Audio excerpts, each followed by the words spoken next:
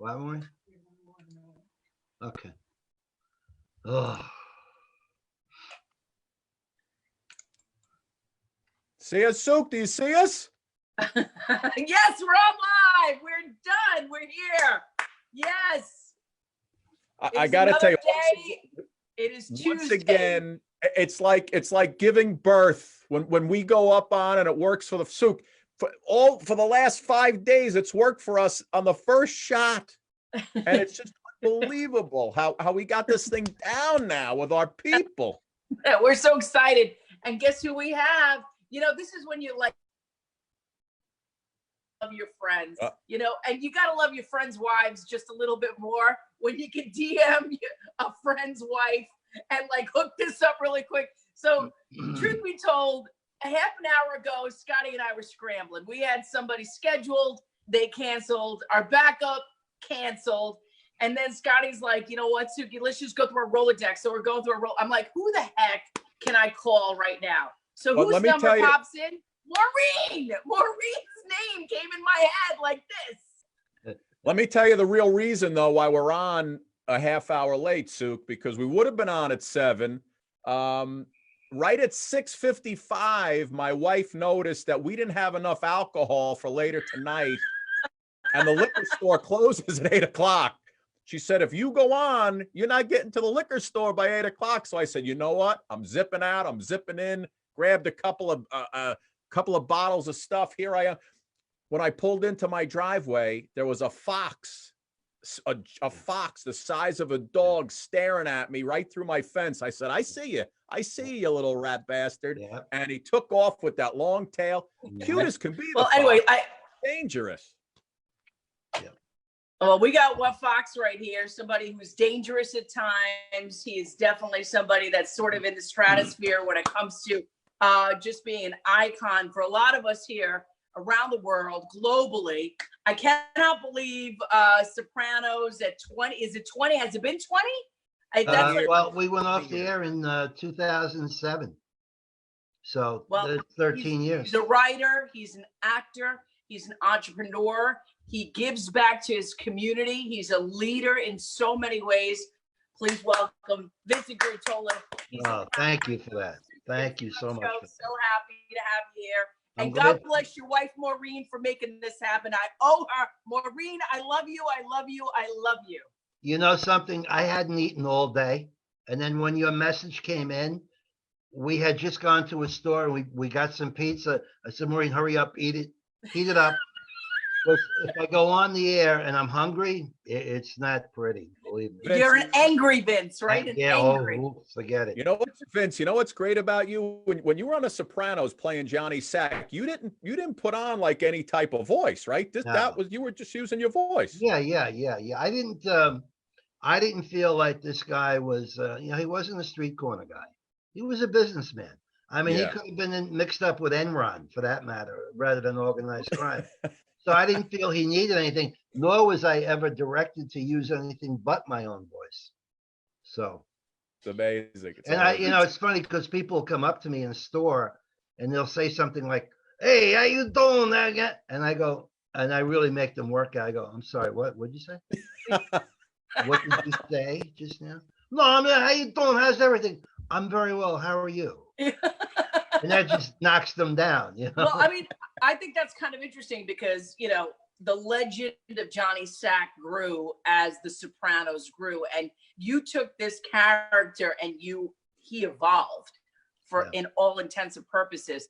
So when you first got the character, how did you kind of design it and as an actor sort of manipulate it to make it grow into this thing that is, in our ethers now? It's part of who we are. I'm glad you asked me that question. I had a fabulous acting teacher by the name of Michael Moriarty. Michael Moriarty was a Tony Award winner, nominated for Best Supporting Actor with Clint Eastwood, Pale Rider. Then, of course, he became the star of Law and Order. I went to study with him, started studying with him 3 or 4 months before they got the pickup for Law and Order. And he said to me very specifically, every part that you ever work on, you pick an animal that you think is similar to that character. Johnny Sack always seemed to me to be a boa constrictor. They're very quiet. They wait in the corner. They don't run after you. They wait for you to walk past them. And then, boom. So that's the animal I've always used for Johnny Sack. That is like scary in so many ways when you look at it. Let me ask you a question. You know, there's so many moments when it came to Johnny Sack, but I think some of the most gripping and really when he was dying of lung cancer. Mm-hmm. How does somebody prepare for that? And how do they come up with that whole scenario? I don't even understand. I mean, I don't even know what goes into that. So you know what? We had the premiere of the first two episodes. We had a premiere every year, either at the Ziegfeld Theater or Rockefeller Center. Rockefeller, yeah. Right. And no television series had ever had their premieres in a theater. So that was one of the episodes. I think it was episode 2. They showed 1, and then 2 was the one I died in. And so my family's with me, and I have my hands up like covering their eyes, you know, while they're in the theater watching me just implode, you know. What happened was Terry Winter, one of our writers, called me and said, Johnny's going to get very sick. He's going to get very sick, and he's going to pass. And I said, okay, fine. Which was okay for me. I was a contract player, so you got to pay me out the whole season. I was fine with it. So I said, what do you need? He said, well, you're on the foundation board of Hackensack University Medical Center. I said, yes, I am. Wow. He said, maybe we can interface with someone there. So I hooked him up with an oncologist. Terry went and took the meeting at Hackensack with the oncologist, saying to him, what drugs would he be on? What would he look like? What would he sound like? Yeah. And it's funny because when I go in for the diagnosis in the episode, you see a picture of a young couple, 2 little kids on a skiing trip. That was the picture of the actual doctor. Of course, they put different people in that picture. Yeah. That's how specific everything was. But what happened was, Sukanya, that the first day of shooting, and we were taking about 3 weeks in those days to shoot an episode. My first day on the set for that episode was the day I died. Wow. So now mentally, I had to go backwards as we subsequently filmed the scenes moving up to my demise. So they had 6 makeup changes because they found out what I would look like in different stages.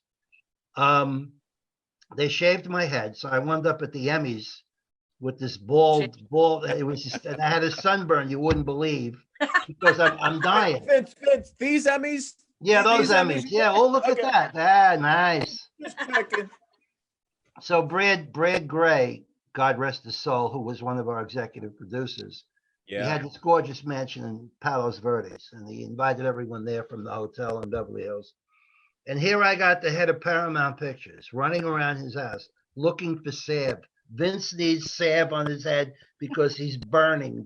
They had those lamps outside that, you know, that throw the heat, even in June. Yeah.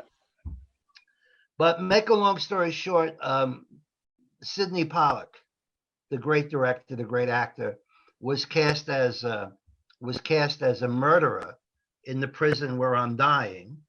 And my first day on set on that episode with him, he said to me, oh, it's great to meet you. And we started talking about Eyes Wide Shut, you know, a lot of stuff out of Africa he directed. He says, you know, it cost me $18,000 to get here. I said, well, would you take like a cab from Nepal or something? What do you mean it cost $18,000? Just what I said to him. No, he said, I own my own jet. He said, and I have a license, but you have to hire a co-pilot by law and pay the landing fees at Teterboro. And I'm going, 18,000. I know they're not paying them 18,000 for this, but it was wonderful to work with him. He was a trooper. He had some difficult blocking along with dialogue, but he got through it.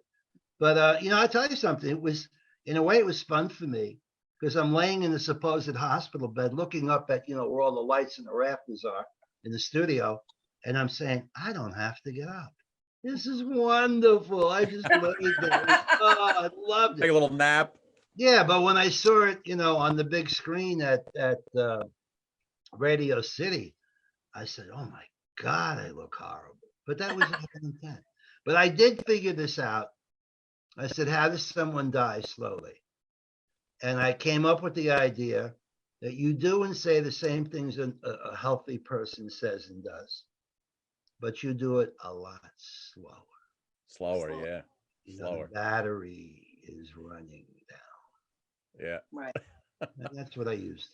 Vince, when I think of Johnny Sack, and I know, it's been a while since I've gone back and watched Sopranos, and I know now, especially with everybody quarantined, people are rewatching it, and that thing. Oh, even the last few years prior to this problem. Yeah. We have a bigger audience now, actually, than we had when we were on the air prime time. And a bigger international audience. International. Yes, so I'm going to get to that in a minute. Yeah. That series will always hold up. And when I think of Johnny Sack, I always think of the scene, you and Tony, right? When the FBI show up, you guys start running away in your suits and your shoes, right? You guys are running away. You had so many great scenes with him. Yeah. And I just, of course, the whole world was shocked when he passed away. And they, I remember they had his funeral right in Park Ridge, New Jersey, and different. The wake. Yeah. I mean, what was it like, working with such an amazing actor? The best acting lesson I ever had.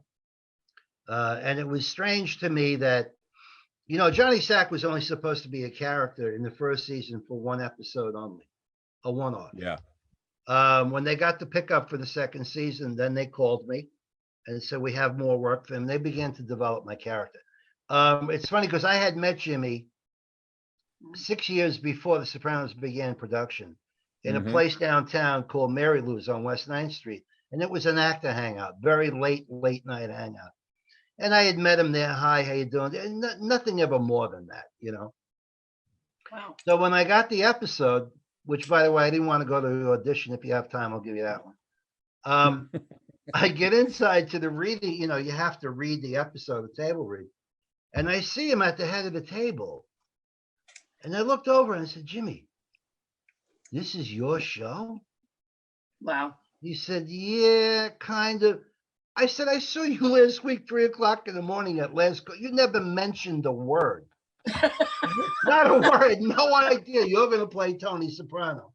But, of course, it hadn't aired yet. Nobody knew it was going to be the hit that it became. But it's just that working with him, first of all, he gave you everything. What I mean by that is, especially, in close-ups, he would give me every bit of energy that he did in his close-up, and he knows the camera's on me, and he did it to get me going, and just to keep me on that level, whatever it was. Very generous guy, very generous actor.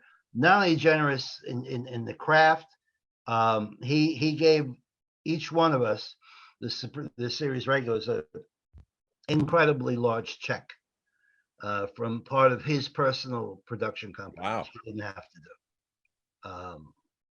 Incredible guy. It's funny. My brush with James Gandolfini came when you remember when he was in Get Shorty. Yeah, with John Travolta. And he had to be the henchman in Get Shorty. And I remember sitting in the snow and rain at a giant Minnesota Viking playoff game. I don't remember the year. Right. And he still had the beard and everything from Get Shorty. And we were in like the third row in the corner of the end zone. And I turned around and there he was sitting literally the next row right behind me with everybody was bundled up. Yeah. And I looked around and I was like, that's the guy from Get Shorty sitting right. I didn't even know who he was. And then I remember, and from there on, he, turned into this international. Jimmy Gandolfini, yeah. Can I tell you something? He was just quiet and understated, and what a gentleman! What a gentleman! I met him on so many occasions. He walked in. He already owned the room, but he didn't. It was just very quiet, understated. It was elegant. It was just. I agree he just walked in that light by himself. And I always found it, whether if I was, happened to be at dinner with him or something like that, and I never talked about it because it was just sort of like, you were just happy to kind of be there. You know what I mean? Like one of those things, like, you're just like, one day it'll come out. One day we'll all talk about it and that'll be cool. Yeah. You know what? Scotty's a big singer, Vincent. And like, I think we need to come when this COVID thing is all out. Yeah. We got to come see you. Oh, please. Put on a show. Nina Pineda came to see me. She brought some people about a year ago. It was Frank Sinatra Jr. who convinced me to open my mouth and sing a song. We had become friends because he worked with us in the second season. We remained great friends. And I said, Frank, you're crazy. I'm not a singer. No, you're an actor. You're telling a story. You're just adding some music to the story. And that's what prompted me, believe it or not. What's your go-to Sinatra song? Come fly with me, let's fly away. You like that? Yeah, we like it a lot. I love it. Don't get me started, man. We'll be here all. All right. Well, we did a whole Sinatra thing already. We did a whole Sinatra. Yes. But can I ask you a question? Yeah. Like you were saying that you just came back from Saudi Arabia. You've been traveling a lot. I mean, this is, we talk about things that we do. Did you ever think when you started it, Soprano Con 2020, that was a huge success, and that was from the fans for the fans. I mean, it was just this incredible sort of movement that happened in Jersey. That was a huge success. But now we talked about the whole international aspect of it. Yeah. Tell us about that. What happened was back in early November, I got a call from my manager in LA, and he said, there's a production company interested in you doing an autograph convention. Yeah, fine. Okay. Where? He said, Riyadh, Saudi Arabia. I said, what? Where? Right around the corner. Are you out of your mind? I said, are you crazy?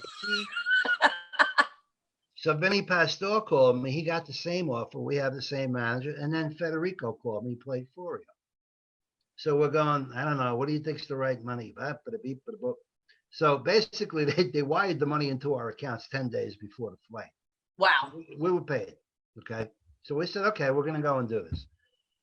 We got to Kennedy Airport at noontime on a Tuesday to take a Saudia Air 777 to Riyadh. And I'm looking at the three pilots and the crew, and they're, and I'm going, I'm going to get on an airplane with them, because your mind is kind of, let's be honest about it, right? A little scary. We had a fabulous crew. We had little beds, we had compartments, we had the whole bit. So when we got to Saudi Arabia, we, three guys are waiting for us, and they have the white robes on and those red and white things that they wear on their head. And they said, whoa, would you come with us? They put us in a gorgeous lounge. Gorgeous. I mean, it had to be about 140 feet long, 70 feet wide. Servants are now coming over with those samovars. They're pouring tea. They're bringing dates. We'll have your drivers are here. They're ready. Okay. Where are the bags? The bags. Yes. Soon the bags will be ready. Now the airplane's over here. We just got off. How far do we have to go for these bags to get to there, right? Now we're at an hour sitting there. I mean, you can only drink so much tea. Vinny Pastore looks at me and he just like, where do you think the bags are? Vinny, I don't know, but don't say anything. Yeah, but something's wrong. Where are the bags? I got up. I walked over to one of our greeters. I said, the bags. Oh, sir, it's not a problem. Just a few more minutes. We waited an hour and a half for these bags. Oh my God. They went through every one of them. But when we got to they think you're real mob guys over there. They don't know whatever it was, but we had a great hotel. We had a Hilton hotel in Riyadh. And when we got to start this autograph thing, William Shatner was there. Steven Seagal was doing it. Wow. The cast of Entourage was there. We knew them, so we were going to have fun with them. And I can't tell you how many pictures I signed. You say to the guy, okay, who do I make it out to? Habib. Okay, make it out to Habib, right? The next one comes. Who do I make it out to? Habib. Another Habib. I got Habib again. By the ninth one, I got a Muhammad. I was so happy. I said, oh, God, I'm tired of writing Habib. I said, now we're 6,500 miles away from home. The fandom that we have in the Middle East stunned me. Stunned. It's I crazy. could not. No, I'm figuring, these guys who sent this out, and they paid good money, they must have known something we didn't know. But I was shocked by it. I was really shocked. One of them saying to me, I drove 3 hours to get here, sir, to get your 3 hours. You drove 3 hours in Saudi Arabia. Yeah. Who does something like that? They're very, very into American entertainment there. We got home. Let me tell you something. We got home. We landed at Kennedy. The custom guys recognized us right away, and they went like this. It's Sunday. Go home. Just go home. Go. No bag. Don't worry about it. Go home. Just go home. We knew we were back in New York. But then the following week we did Sopranos Con. Yes, at the Meadowlands. It was huge. Were you surprised that it was still so huge here in America itself? But you know what it is? I'm on Twitter, so I get a lot of stuff on a daily basis from all over. Ireland and New Zealand. My son went surfing in Ireland and handed them the credit card in the pub, and the guy just saw Curatola. He said, "Oh, wait a minute, is it possible?" I mean, now that's a stretch. Yeah. That's a stretch, but we have. Vince, when even now when you look on Twitter, you see people. Hey, I just got done with season 2, episode 3 of The Sopranos, and they re-review it like it's the first time it came out. It's unbelievable. It's like The Godfather. When I watch it, I always find something different, and I've watched it 1,200 times already. But that's how it is. There's a nuance here, or there's just a look over there, and people pick up on it. Well, you know what's interesting is like people don't know about you is that you ran a masonry company. Yes. Before all of this. Yes. I had a masonry business which I gave to my son Ryan back in 2000 because I couldn't go and give estimates anymore. It turned into something else if I'd show up. I loved it. My family built about 5,700 homes in Bergen County right after World War II. Yeah, 1,800 in Teaneck, 1,400 in Maywood, 1,200 in Fair. So I didn't take their business. It was too big. So I went on my own. I guess I must have been 19 or 20 years old and ran the business. Yeah. I bought some real estate, some rental properties. If you take away, because I know you'd say Godfather, take that one out of the equation. What's the best mob movie next to Godfather? I get this question a lot. Mm-hmm. And I'm going to throw a movie out to you that I doubt you even heard of. Okay. Maybe you did. Capone, starring Rod Steiger. It was one of the most scary performances, and I got to meet him at Elaine's, spoke with him many times. And hold on one second. Hold on. Super. Did he just walk out of our interview? He gave me this picture. Look at that. Oh, wow. Keep on trucking, Vin. He said Al Capone, Rod Steiger. That's when you meet your idols, it's a ridiculous feeling. It's a ridiculous feeling. But that his portrayal of that, it's a small movie. But if you want to go to another one, a very underrated movie was Donnie Brasco. Yeah, great. That's been on a lot lately. I'm sorry?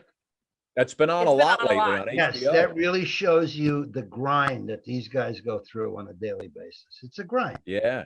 It's really just a grind. Amazing. That's all it is. Did the Rod Steiger Capone, now was that the one that De Niro did? Was that the remake of that one? De Niro did the remake, yeah. He did, okay. He did the remake, yes. This was Rod Steiger. A guy who played his boss, Johnny Torrio, was played by a man who's still alive, fabulous actor named Nehemiah Perso. He's almost 100, lives in Malibu.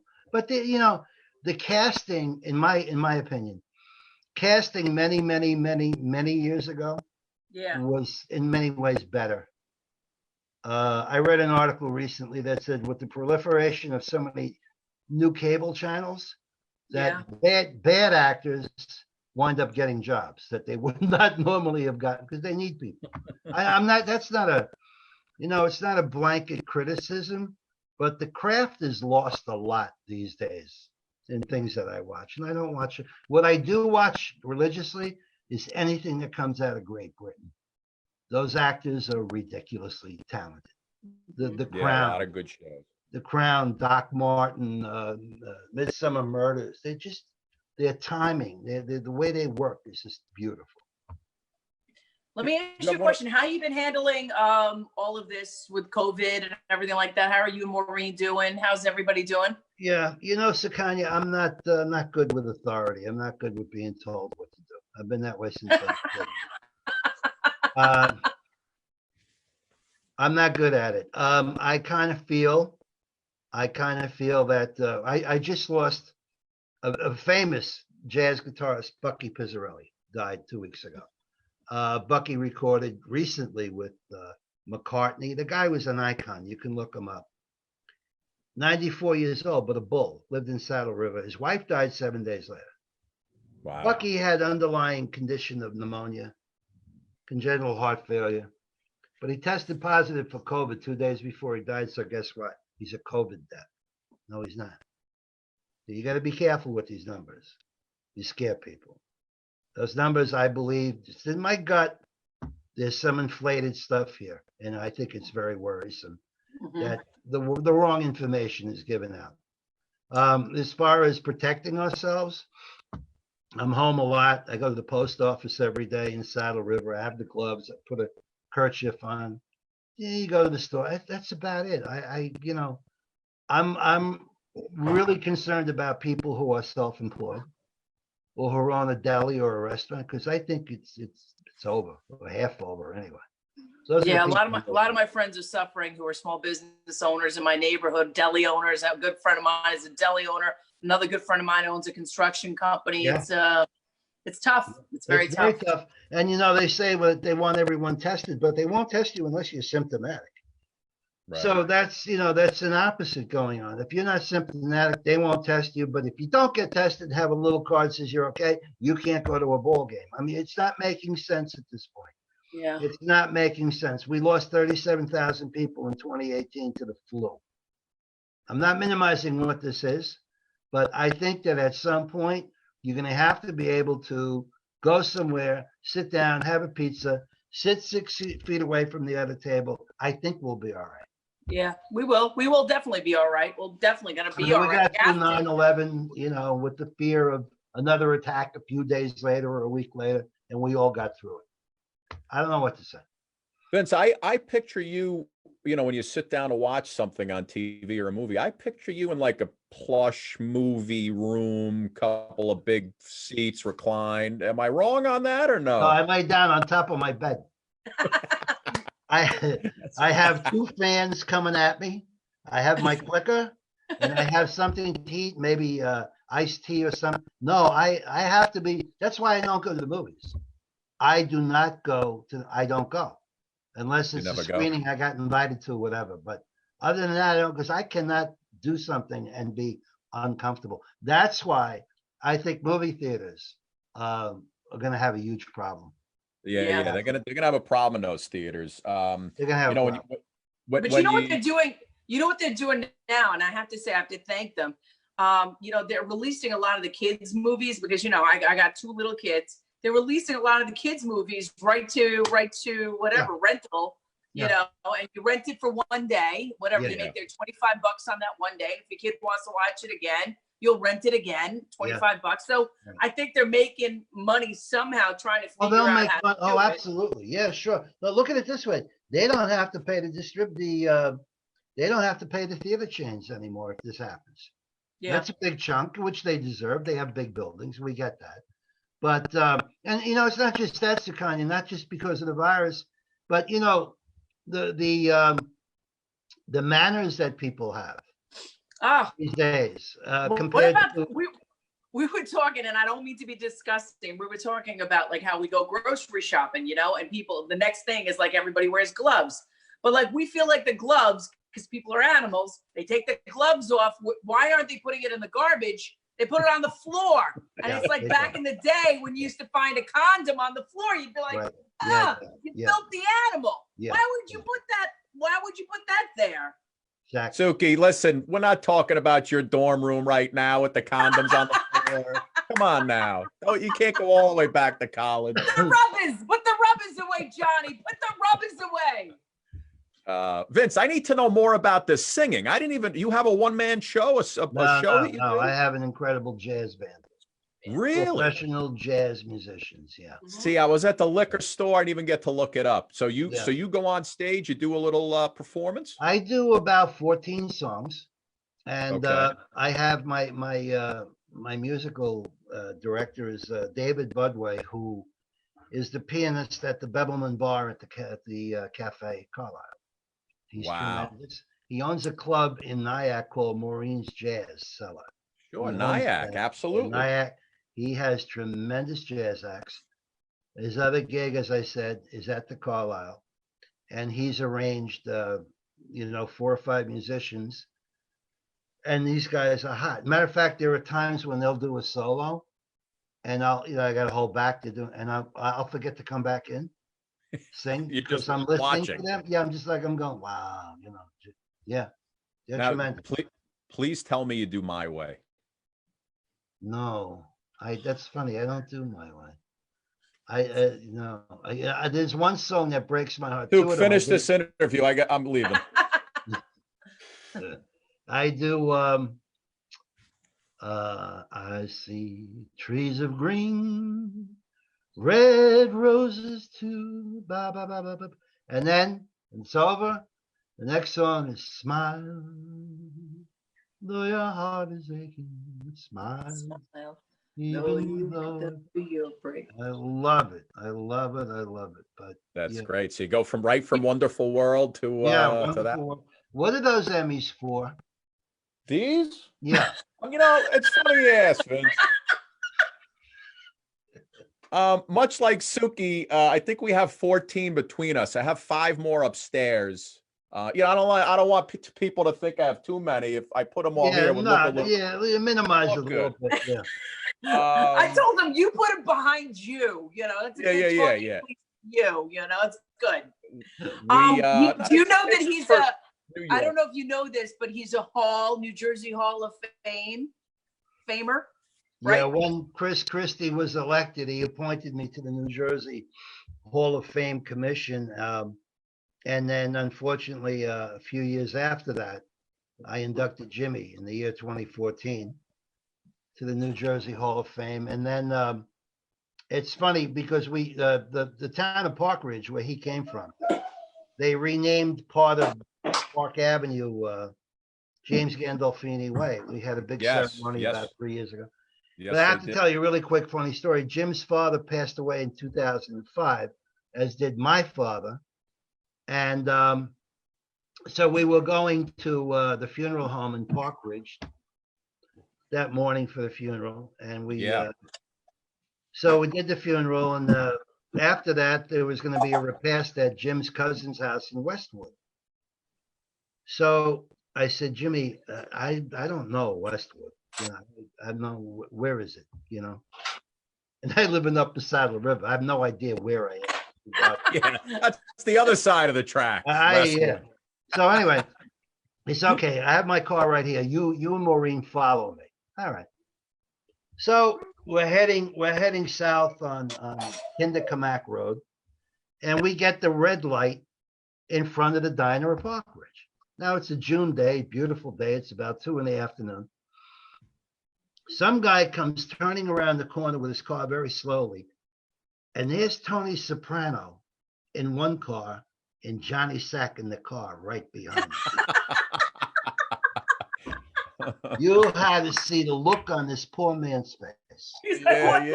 Like he was going to stroke. That's unbelievable. It was so wild. First of all, every time you go into the Park Ridge Diner, every time you pay, you get to see your picture. I think right next to Ernie Anastas behind the counter. And there's a couple of places still in Park Ridge, like a floor that you'll see. And James is in there too. Gandolfini's picture is in there. Yeah. In the Park Steakhouse. When you go into the bathroom, there's a great shot of a Sopranos poster on the wall. Is there really? Right? And yeah, if you've ever been. And also that morning, it's crazy. That morning of his funeral, I didn't even realize that was where his funeral was happening. Well, the wake was there, but the mass was at St. John the Divine. Yeah. I remember it was a gorgeous day because I was across the street, Vince, there's a Dairy Queen that was across the street. I remember it. Yeah, I remember it. Yeah. Right. So I was sitting there with my family. We're having ice cream. Right. And all of a sudden, all the news trucks from our station, Pix 11 and 4 and 2, they all start pulling up in front of the funeral home, literally across the street. Right. Yeah. I'm sitting there with my family. I'm like, boy, what the hell's going on here? I went up to one of our friends who we knew at the time, and she says, oh, it's James Gandolfini's wake today. And all of a sudden, everybody started. I was like, "Man, this is." And you know, the cast was asked not to attend. Right. Only the invitations we got for the funeral the next morning, where we could come in an hour early and spend an hour with him before they started this massive service. But we were asked not to attend the wake, which made a lot of sense to me because I just think it would have cluttered things up. You know. Yeah. We were all in Washington. We were all in Morningside Heights the next morning. Crazy. Well, listen, you know, there are movies and roles that define people, and I guess most people come up to you and still look at you as Johnny Sack. And they do. I mean, it's every day. It's every day, no matter where I go. And it's funny because I played a judge so many. As a matter of fact, I'll be on Law and Order next Thursday. Law and Order. I was gonna say, yeah. Yeah, I have another episode as Judge Bertuccio. But I've played now 10 judges. Wow. The mayor of Boston, I played in Patriots Day with Wahlberg. Yes, Patriots Day. I played a commander on Blue Bloods. I played something else on The Monk. It's weird because, so I've had real judges say to me. Third Watch you were on, right? Third Watch years ago, yeah, a lot of those. I've had real judges say to me, I said, gee, you could really be a judge. I said, it's all part of the same hypocrisy, which is a great line from The Godfather. Whether it's organized crime or organized government, somebody's going to ram it to you one way or the other. So playing is easy for me. Before we let you go, because I know we've had you for like an hour already. Two quick things. If you're on that panel for the New Jersey Hall of Fame, I'm in New Jersey, so if you're ever looking for some inductees, I got a couple Emmys. She's not. She's in New York. I'm in Jersey. Yeah, we're making a Jersey girl. Don't worry about it. I want to say one thing. I have the privilege, and I call it a privilege, of having 25 or maybe 30 very talented acting students. I have a workshop. That's right. Go ahead. I keep it going now on Zoom for obvious reasons, but it meets in Nyack. And if anyone's interested, you can follow me at Vincent Curatola. No spaces, no capitals. And somebody will get back to you if you have anybody wants to audition for this workshop. It's a wonderful, wonderful. Love it. Yeah, the energy is just tremendous. And they're learning from you. Yeah, I'm not a teacher. I don't call myself a teacher. No, absolutely. No, I'm a coach. Coach. If it's there, I'll get it out of you. But I'm not a teacher. Oh, I love it. We should sign up for that, Suki. Maybe. Oh, you love it. I would. You know what? I would love. I think that Scotty also missed his calling as a comedian. Scotty, I know your set was. Yeah, he's dry. He's dry. Scotty, can you give a little bit of your set? Is there anything clean in that set that you can tell? Let me hear. Vince, there really was. I followed Piscopo the other night. Oh yeah. Laughter saves lives. It was like a 5-hour online telethon. They raised money for those personal protection equipment for folks in Jersey.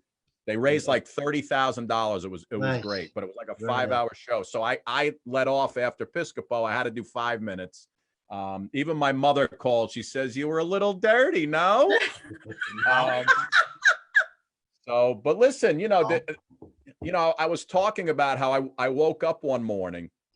I felt really queasy in my stomach. So I went to one of those COVID testing sites to get my temperature taken. And when I pulled up, they told me they wanted to take my temperature. I couldn't get my ass out the window because the steering wheel was in the way. Because, I thought they were going rectal thermometer for more accuracy. And then I went into a little routine about how, remember when you were a kid, kids have it great now. They take your temperature, whoop, 98.7 degrees. Right. My mother used to make me lay down on my stomach, take the glass thermometer with the mercury in it, the big vat of Vaseline, and bam, coming in hot. You're walking around, you got squishy tush all day.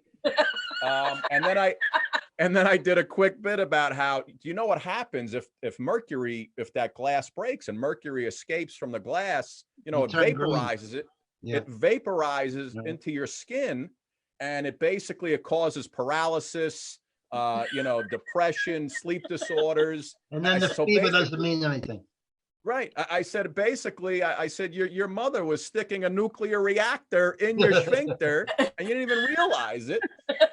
So I did like, yeah. I was talking about watching too much porno in quarantine. Well, it was fine. It was fine. I did a nice job. It wasn't Sebastian Maniscalco, but I did a nice job. I killed 5 minutes and I got the hell out. You did good. Everybody was brewing a little Sanka, having a little cup of coffee with you. It's all good. Vince, listen, the last thing before we go, just give me, I need one more line, one more Sinatra before you go. Yeah. 30 seconds, one more before you go. I got the world on a string, I'm sitting on a rainbow. Got that string around my finger. What a world, what a life. I'm in love. Good.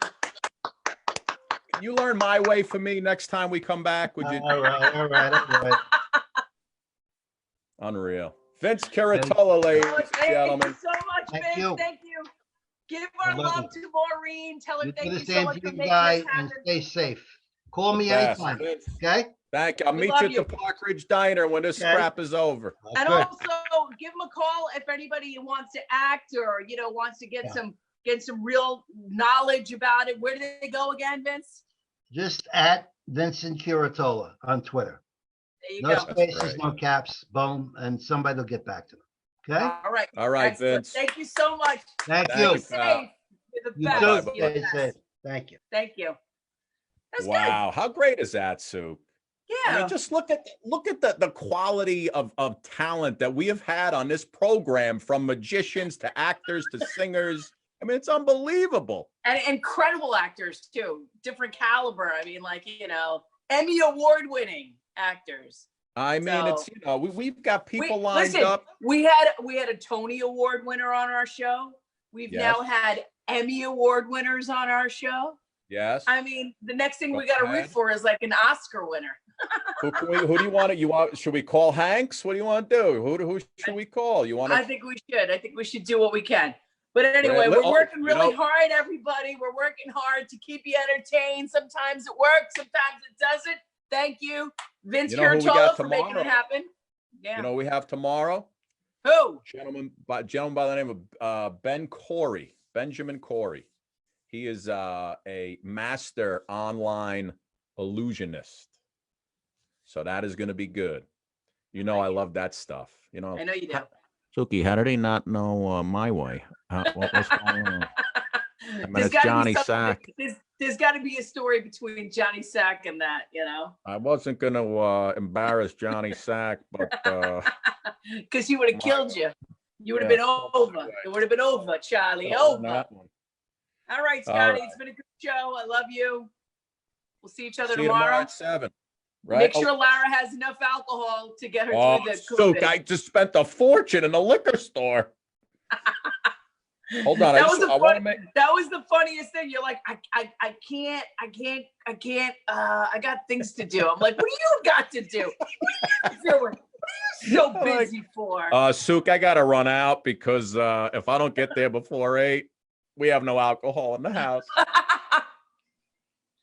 It's great. Now listen, you came through with Vince on that one. That was good. I was trying. Trust me, I'm trying to get a couple of other people. So I'm hopefully, we're trying to make this happen. Imagine how much fun they had. What? Oh, how much fun they must have had on the show in the back of the day. Making that show. Show. Incredible. Crazy. And we'll get. Iconic. Listen, I'm on Sharippa's butt. I'm not letting him off the hook. He'll be on the show pretty soon. And also, what was I going to tell you? The other thing that I was telling you, when this is all over, we got to go see them sing. He's amazing, and it's a Nyack. Me and you can go. Oh yeah, absolutely. I would love that. I would absolutely love that. And I'm telling you, I might go take his class just for the fun of it. I think you'd love it. You have that inner actor that's dying to get out. Suki, I am a thespian. I watch a lot of Triple X, Suki, so I'm very well in tune with the actors. I love you. All right, goodbye.